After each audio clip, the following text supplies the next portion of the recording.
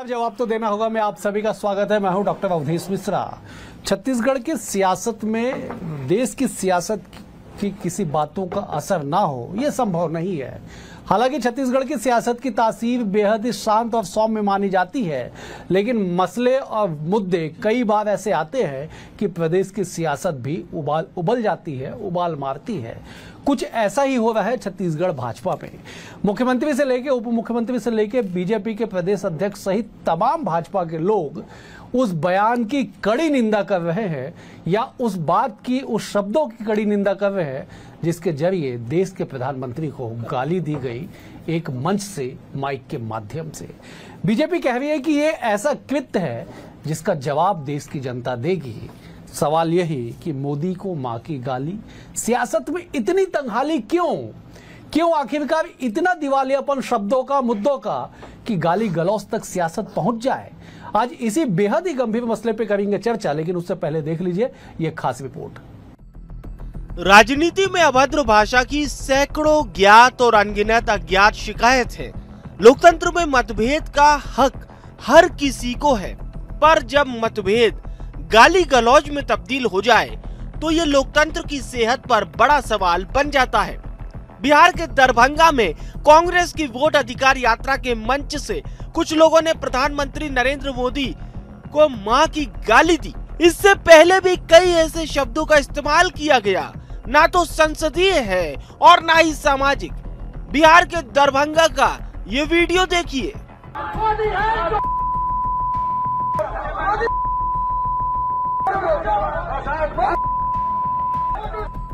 हालांकि ये video viral होने के बाद दरभंगा पुलिस ने मोहम्मद रिजवी नामक युवक को गिरफ्तार कर लिया, जिसकी पहचान पिकअप चालक और पंचर दुकान चलाने वाले के रूप में बताई जा रही है। कोई कांग्रेस नेता तो कोई बीजेपी नेता भी कह रहा है। बिहार विधानसभा चुनाव से जुड़ी रैली में पीएम मोदी के लिए अभद्र टिप्पणी। दरभंगा में वोट अधिकार यात्रा के दौरान का वीडियो सोशल मीडिया में वायरल। राहुल गांधी और तेजस्वी यात्रा की रैली में कुछ लोगों ने अभद्र टिप्पणी की। दरभंगा पुलिस ने आरोपी मोहम्मद रिजवी को किया गिरफ्तार, जांच जारी। छत्तीसगढ़ में भी अभद्र या अमर्यादित सियासत के कई उदाहरण।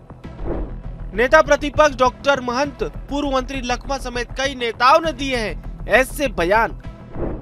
पूर्व विधायक चंद्रदेव राय ने साल 2022 में मंच से दिया था अमर्यादित बयान। पूर्व मंत्री भैयालाल रजवाड़े 2023 में तत्कालीन महिला विधायक को लेकर की थी बयानबाजी। पीएम के लिए अशोभनीय शब्दों के इस्तेमाल से छत्तीसगढ़ में भी सियासत गरमाई रही। बीजेपी से लेकर कांग्रेस को घेर रही है, तो वही कांग्रेस आरोपी को बीजेपी का नेता बता रही है।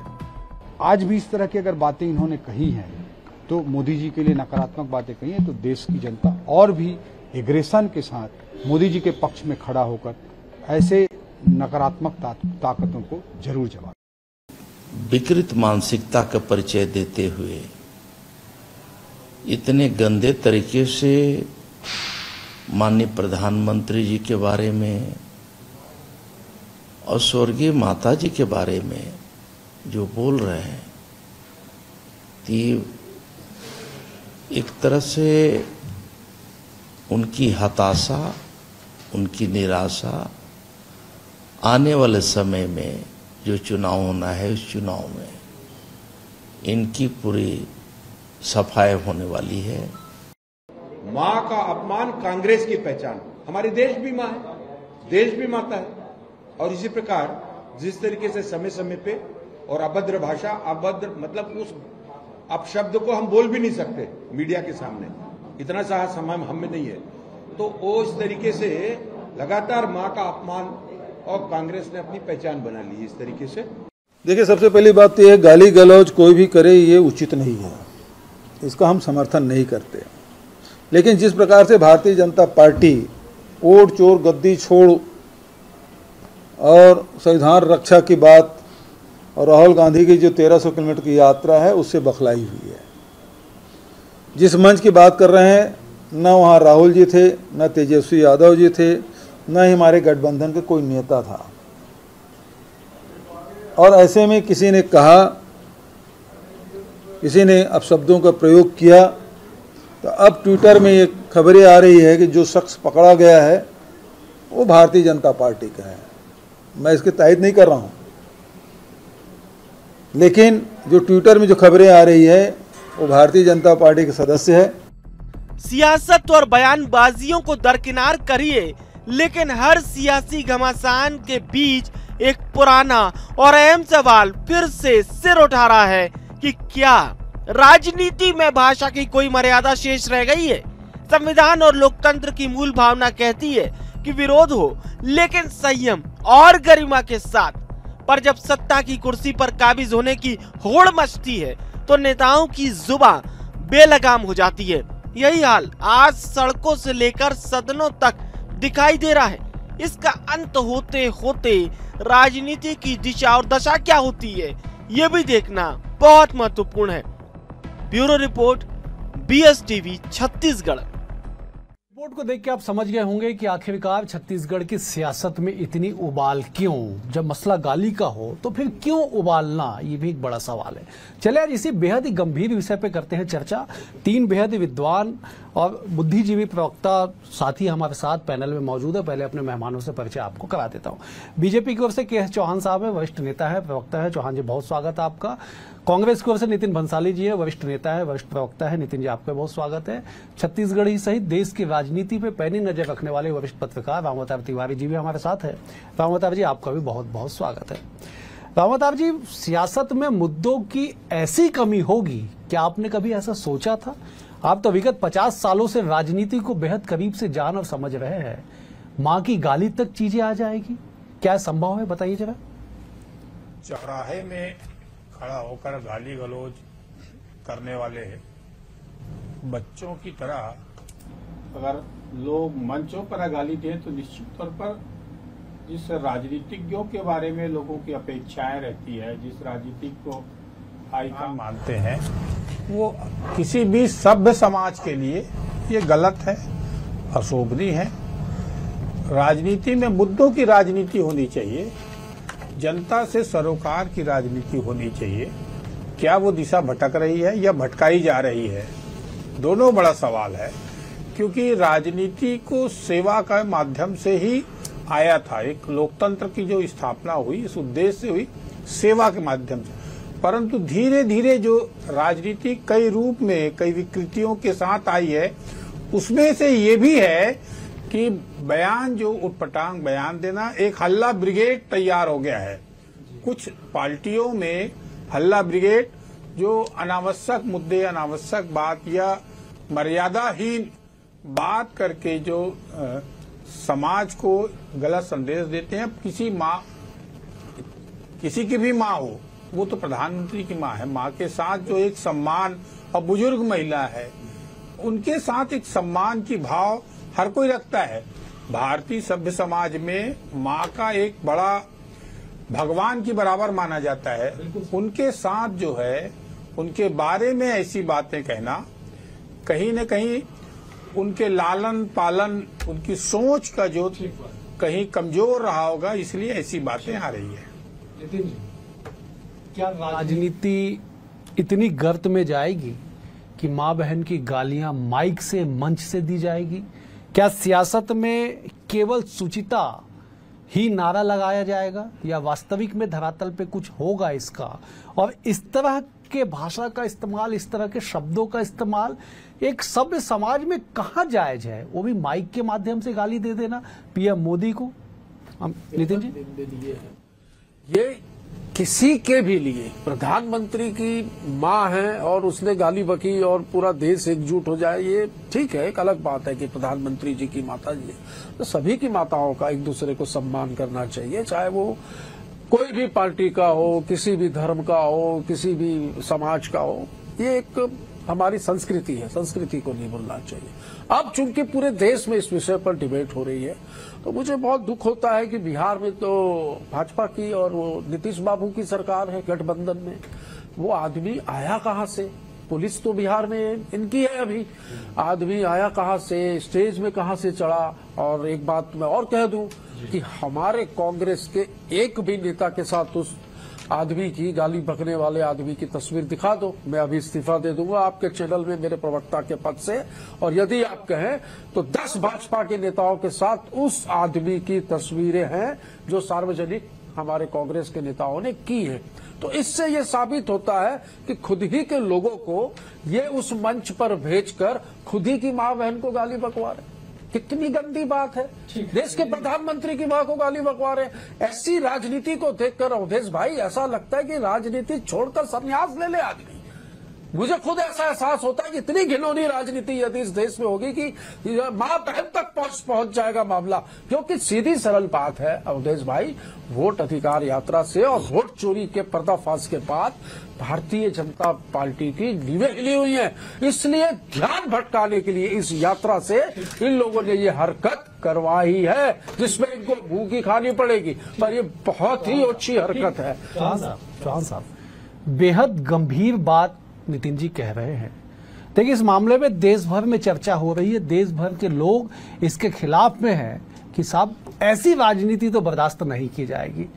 अब लेकिन नितिन जी जो बेहद गंभीर आरोप लगा रहे कि भाजपा के ही द्वारा मुद्दे को भटकाने के लिए इस तरह की सियासत। अवधेश जी,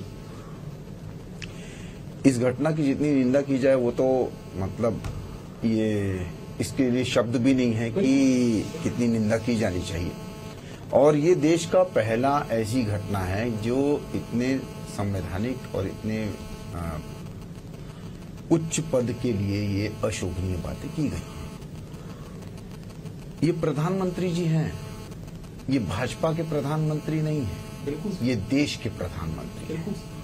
और आपने गाली देकर देश के प्रधानमंत्री को गाली नहीं दी है, देश को गाली दी है। जिस देश ने उनको प्रधानमंत्री बनाया है, जिस जनता ने उनको प्रधानमंत्री बनाया है, जो चल नहीं सकते थे, जो बीमार थे, वो वोट दे के आए हैं और उन्होंने प्रधानमंत्री बनाया है, उनको गाली दी गई है। बिल्कुल साथी प्रवक्ता ठीक बोल रहे थे कि जो माता रहती है वो किसी दल की नहीं रहती है, वो हम सबकी साझी है। वो किसी की भी माता हो या किसी की बेटियां हो, बिल्कुल साझी है। बहुत ही दुखद होके ये बातें बोलनी पड़ती हैं और डिबेट में भी बहुत दुखद वाला ही वातावरण है आज, क्योंकि ये किसी को भी बर्दाश्त नहीं है। लेकिन जब हम ये सुनते हैं कि राहुल गांधी जी ने आज अभी तक एक भी टिप्पणी नहीं दी है, जब हम ये देखते हैं कि एक्स में 1 सेकंड भी नहीं लगाते हैं राहुल गांधी जी, उसमें कोई भी टिप्पणी नहीं दी गई है। इनके सबसे बड़े इनके और जो बड़े बड़े नेता हैं वो प्रेस कॉन्फ्रेंस लेते हैं। अभी सचिन पायलट जी प्रेस कॉन्फ्रेंस ले रहे थे, उसमें इन्होंने ये नहीं बोला कि वो हमारे दल का कोई आदमी नहीं है। उन्होंने ये भी नहीं बोला कि ये भारतीय जनता पार्टी के दल का आदमी है। ये ऐसा बोला नहीं गया। क्यों नहीं बोला गया? क्योंकि इसके बारे में कोई तथ्य नहीं है। ये हो सकता है कि जो अभी साथी प्रवक्ता बोल रहे हैं कि मैं 10-10 फोटोएं दिखा सकता हूं, तो ये सोची समझी चाल नहीं हो सकती कि जिसको गाली देना है, जिस प्रधानमंत्री को गाली देना है, पहले हम फोटोएं खिंचा लें, उसके बाद हमारे पास साक्ष्य रहेंगे। लेकिन उसके बाद भी बड़े बड़े इनके जो जितने भी नेता हैं उन्होंने गाली नहीं दी। और अभी भूपेश बघेल जी बोल रहे हैं कि इसको इतनी सीरियस होके बात नहीं समझनी चाहिए, इतनी सीरियस बात होके नहीं समझनी चाहिए। ये भूपेश बघेल बोल रहे हैं, ये पूर्व मुख्यमंत्री बोल रहे हैं, एक जिम्मेदार कांग्रेस के नेता बोल रहे हैं। ठीक, शर्म आनी चाहिए। रामोतार जी, ऐसा नहीं है कि राजनीति में शहमात के खेल में कई बार लाइन क्रॉस ना किया जाए, बिलो द बेल्ट पॉलिटिक्स ना की जाए, लेकिन एक नया तथ्य जो निकाल के नितिन जी सामने लाए हैं और चौहान साहब जो उस पर रिएक्ट कर रहे हैं कि साहब वो बीजेपी का ही जुड़ा हुआ व्यक्ति है। कह रहे कि 10-10 फोटो दिखा दी जाएगी और एक फोटो कांग्रेस नेता के साथ हो तो इस्तीफा दे दूंगा। कह रहे चौहान साहब कि साहब ये सब सोची समझी साजिश है। साजिश कुछ भी हो, रामतार जी जवाब दीजिएगा कि ऐसी राजनीति बर्दाश्त करनी योग्य होगी? देखिए, ऐसी राजनीति तो निश्चित तौर पर बर्दाश्त किसी को भी नहीं करना चाहिए, चाहे वो अगर कोई सोची समझी रणनीति के तहत अगर कर रहा है तो राजनीति इतना नीचे स्तर पर गिर गया है, एक बात। दूसरी बात, ऐसे लोगों को राजनीति से ऊपर उठकर प्रशासन को बेनकाब करना चाहिए तथ्यों के साथ, और सभी लोगों को इस पर जो है, जो भी व्यक्ति ने गाली दिया है, जिसने भी गाली दी है, उसको पकड़वा के कार्रवाई कराना चाहिए, नहीं तो एक नया चीज चालू होगा। अब मंच से किसी की माँ, बहन, पत्नी, बच्चा कोई बचेगा नहीं। किसी के बारे में अश्लील चीजें जो एक तरह से सोशल मीडिया में आ भी रहे हैं, सोशल मीडिया में मैंने एक देखा, एक बड़े भाजपा के नेत्री हैं या कांग्रेस की नेत्री हैं, वो किसी घर चल दिया कोई आदमी, तो ये है वो है, 10 तरह की बातें आ रही है। तो धीरे धीरे जो समाज में ये ऐसी जाएगा कि सब आदमी राजनीति में आएगा नहीं, कि कौन अपनी माँ, बहन, पत्नी, बच्चों का इस तरह से सार्वजनिक मंच से चीरहरण करवाएगा। तो राजनीति में अच्छे लोग आना डरेंगे, ऐसे भी पहले से लोग डरते हैं। और ये तरह की प्रवृत्ति जो है, यह इस तरह की संस्कृति है, उसको कुचलना चाहिए सभी को एकजुट होकर, राजनीति से ऊपर उठकर, क्योंकि सब लोग सेवा के माध्यम से आए, सब लोग अच्छे काम करने के अच्छे ध्येय के साथ आए हैं, और जो गलत कर रहा है उसके लिए नियम कानून तो है ही है। तो यहाँ पर जो है राजनीतिक थोड़ा दायरा है, कुछ संकुचनापन है, वो उसको खत्म करते बड़े दिल से सबको ऐसे तत्वों को बेनकाब करने का सही समय है। नहीं तो उसको गाली दे दिया, मेरे को नहीं पड़ा है, उसकी माँ को दिया, मेरी माँ को थोड़ी दिया है, ये बोलकर अगर राजनीति करेंगे तो कल के बहुत ज्यादा नुकसानदायक होगा। ठीक है, दो बातें निकल के सामने आ रही है। रामोदार जी कह रहे हैं कि साहब तथ्यों के साथ उस व्यक्ति को बेनकाब करना चाहिए। नितिन जी कह रहे थे अभी कि साहब सरकार आपकी, पुलिस आपका, प्रशासन आपका, आप ही के मतलब कानून के गिरफ्त में वो युवक जिसने गाली बकी मोहम्मद रिजवी नाम का, क्यों पूरा डिटेल खुलासा नहीं किया जा रहा है कि साहब ये व्यक्ति कौन है, कहां से आया, कैसे आया, किसके द्वारा लाया गया, क्या खुद से आ गया, और क्या कार्रवाइयां की जाए, क्यों इस पे एक डिटेल ब्रीफ क्यों नहीं की जा रही है? बिल्कुल बिल्कुल डिटेल ब्रीफ सामने आएगी अवधेश जी, बिल्कुल आएगी। मैं ये बोलना चाहता हूँ कि ये मंच किसका है? ये मंच है BSTV का जी।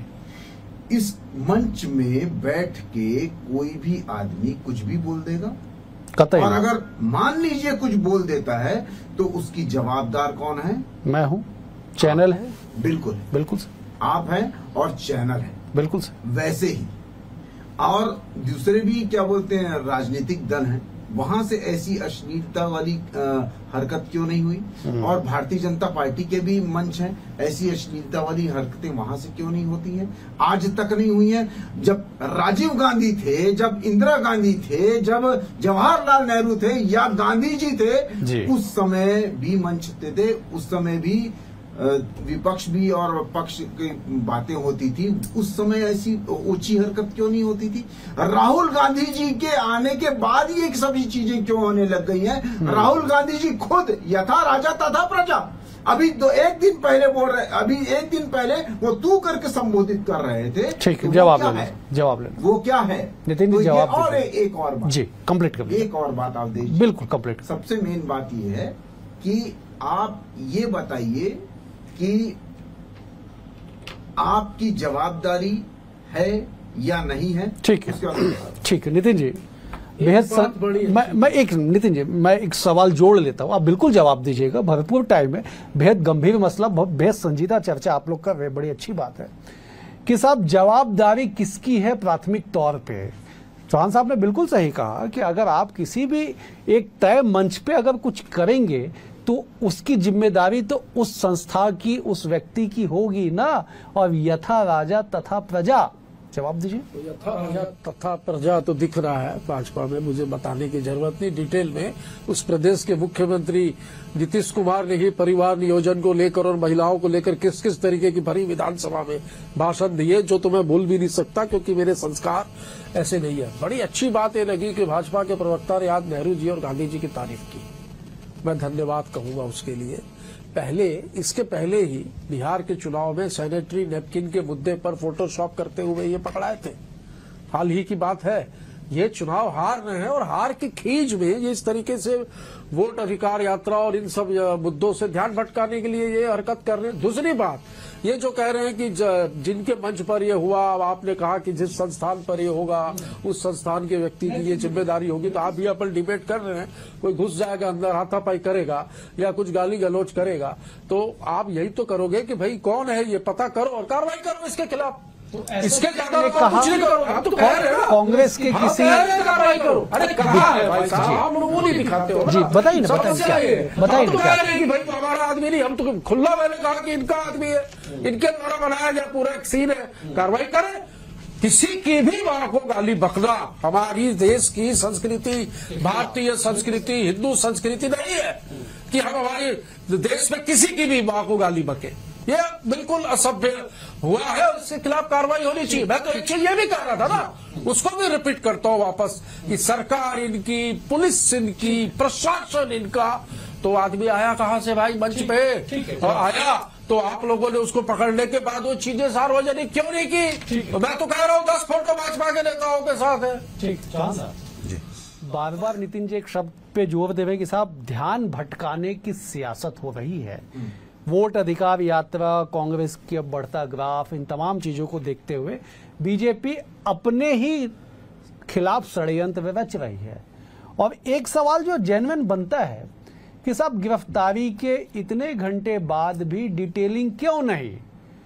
क्या कोई बड़ा नेटवर्क तो नहीं होगा जिसने मंच पे खड़े होकर गाली बकी? कोई विदेशी नागरिकता वाला मसला तो होगा नहीं, कोई घुसपैठी वाला मामला तो होगा नहीं, या किसी बड़े एजेंसी से जानकारी लेना हो ऐसा तो होगा नहीं। वो तो स्थानीय तौर पे सारी चीजें निकल के सामने आई जाती है।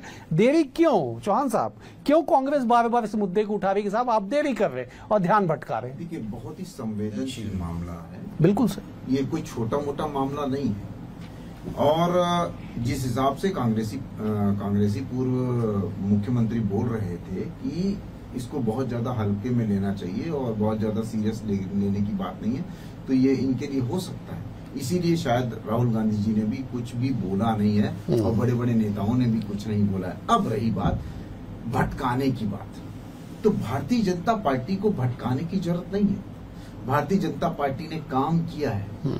भारतीय जनता पार्टी के पास मुद्दे हैं गिनवाने के लिए, काम है गिनवाने के लिए। इनके पास नहीं है मुद्दे एक्चुअल में।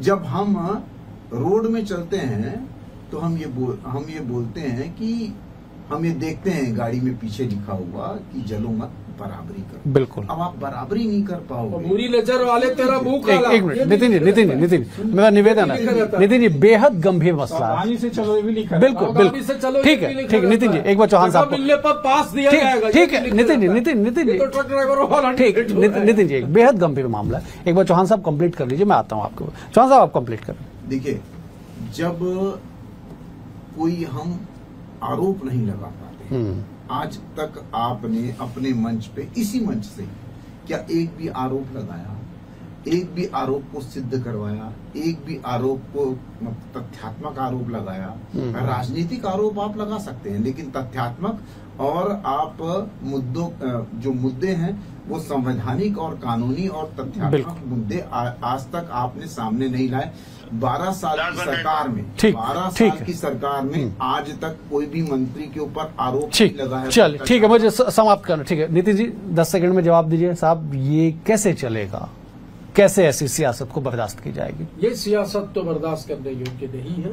मैं इस घटना की घोर निंदा करता हूं। साथ ही ये शब्द को बार बार दोहराऊंगा कि वो व्यक्ति कौन है, कहां से आया, कैसे आया, इसकी जांच होनी चाहिए। ठीक है। और खुद ही के आदमी को मंच पे, चलिए ठीक है, चलिए मुझे समाप्त करना होगा, मुझे समाप्त करना होगा। आप तीनों मेहमानों का बेहद शुक्रिया। रामवतार जी आपका शुक्रिया, नितिन जी आपका शुक्रिया, चौहान साहब आपका भी बहुत बहुत शुक्रिया।